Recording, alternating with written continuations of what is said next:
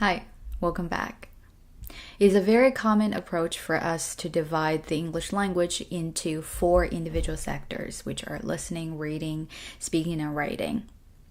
And to my understanding, it comes from the fact that when usually a person's language skills were assessed, those 4 aspects would be looked at. In other words, if a person is considered a proficient language user, usually they would have a good grasp of all of those individual skill sets.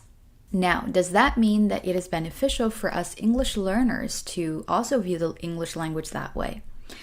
The answer is no.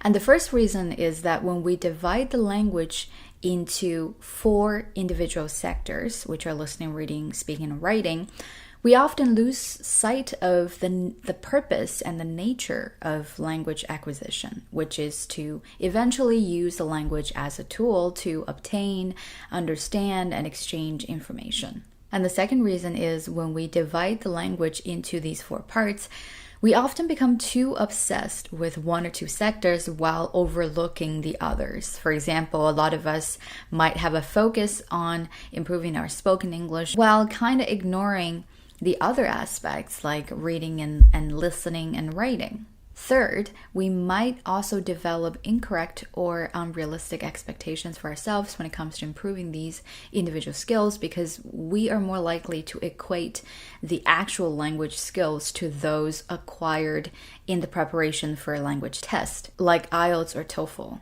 As a result, we're constantly struggling with improving 1 or more of these sectors. We have no idea what to do differently to make further progress. So what instead? How should we approach English learning if not breaking it up into 4 individual parts? My answer for that is quite simple. Instead of viewing the English language as 4 individual sectors, we should always view the language and our language skills as a complete whole. Which means when we're trying to assess our language skills, instead of looking at those individual sectors, we should ask ourselves, how is our language proficiency as a whole? Or to put it simpler, how effectively can we use English in a real-life situation? Now, before we answer that question, we should first ask ourselves the most important question: what are we using English for at the moment? Or why are we working so hard to improve our English? Let's say we're trying to improve our English because we're moving to an English-speaking country to study or work. In that case, our focus would be to learn to use English for day-to-day stuff, like running errands, getting groceries, finding the post office, booking a doctor's appointment, making friends, and things like that. Knowing that that's what you eventually want to be able to do, now it's time for us to ask the question that we mentioned before. How effectively can we use our English right now? Where are we at when it comes to using English as a tool? Do we know how to ask simple questions? What about making small talks, greeting and chatting with friends, asking for directions? The information that you need to include if you're making an appointment, things like that. You might also need to understand little jokes here and there as they would be included in casual conversations. Understanding where you're at right now will help you decide what you need to do to improve your English. Let's say right now you're at a beginner to intermediate level where you can understand others half of the time, but you find it hard to answer simple questions or maintaining a conversation or even initiating a conversation. In that case, I would recommend starting with listening to some English conversations, whether that's in a TV show or a movie. Trying to familiarize yourself with the natural pace, rhythm, and flow of a conversation. At the same time, maybe practice simple answers to these questions that you may run into in these daily scenarios. Like, if you're meeting somebody for the first time, if you're trying to make an appointment with someone, if you're trying to ask for directions, order a coffee, and things like that. And you should also learn some common phrases or sentences that native speakers often use in their casual conversations. You should know what it means when they use phrases like, "Are you kidding me?" or "Kill me now," or "There's no way out." And you might ask where you can find these commonly used phrases and sentences.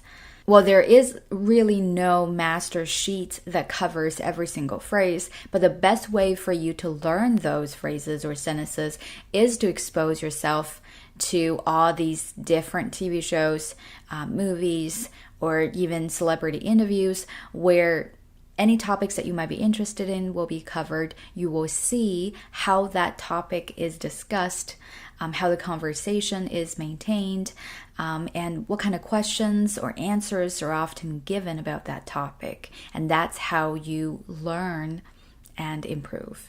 So the short answer is expose yourself to enough English speaking context. You will learn all the essential phrases and sentences in order to have a conversation or have an enjoyable conversation with another English speaking person. And notice here that I did not use listening, reading, writing, and speaking in any of my previous explanation in my attempt to help you figure out what you need to do, because honestly, they're not relevant.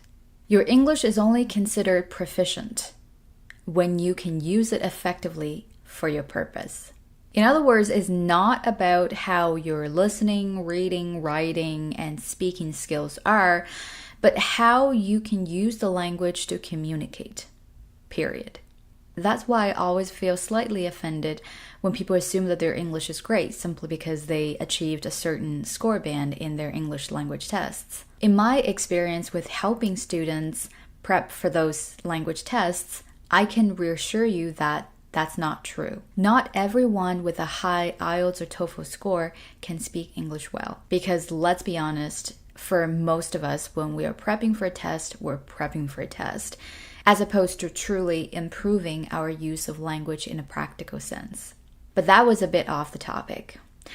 What I wanted to say was, assess your language skills as a whole and consider your intention with the language.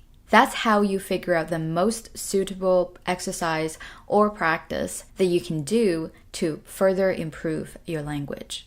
At the end of the day, the English language is simply a tool for communication. Regardless of what your intention with the language is, chances are you are going to need to use it to interact with another human being, either in person or via messages or emails. If that is the case, you would not find it helpful to break the language into 4 individual skill sets, because you will likely need all of them at any given point, with or without you realizing it. Instead, recognizing where you are and what you're lacking, and make efforts accordingly. That's the only way for you to overcome the obstacles along the way and eventually achieve your goal for English learning.